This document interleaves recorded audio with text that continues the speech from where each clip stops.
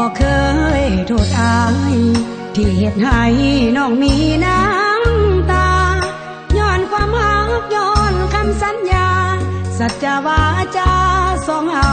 แต่กี้นอกจากพ่อแม่น้องหักแท้ก็คือสามี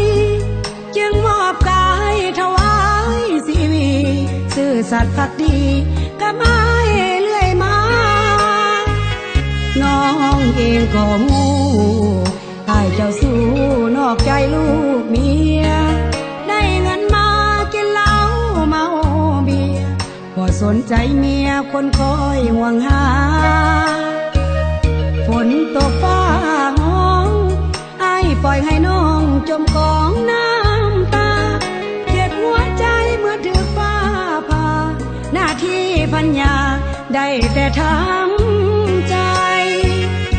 ขอทำได้อ้ายมีสุขหลายแล้วบ่ชีวิตผู้หมอ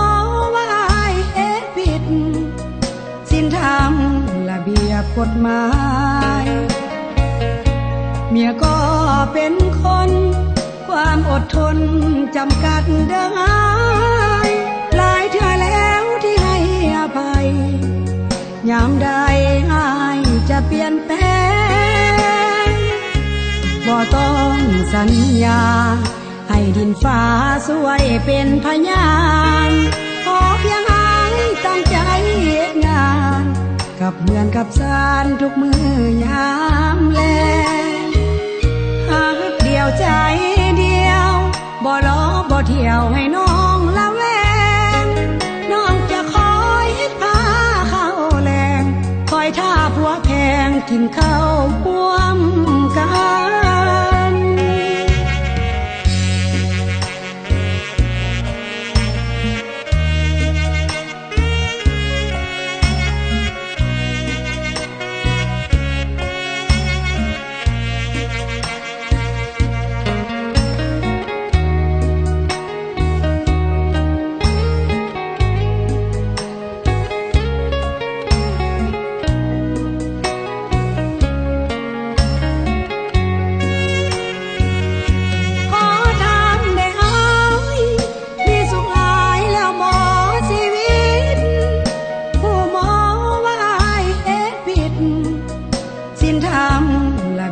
กฎหมา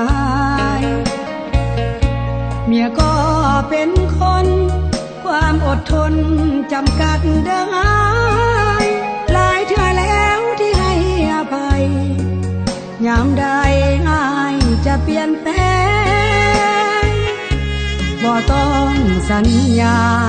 ให้ดินฟ้าสวยเป็นพยานขอเพียงอ้ายตั้งใจเฮ็ดงานกับเพื่อนกับสานทุกมื้อยามแลหักเดียวใจเดียวบ่ล้อบ่เที่ยวให้น้องละแวงน้องจะคอยพาเข้าแรงคอยท่าผัวแพงกินข้าวร่วมกัน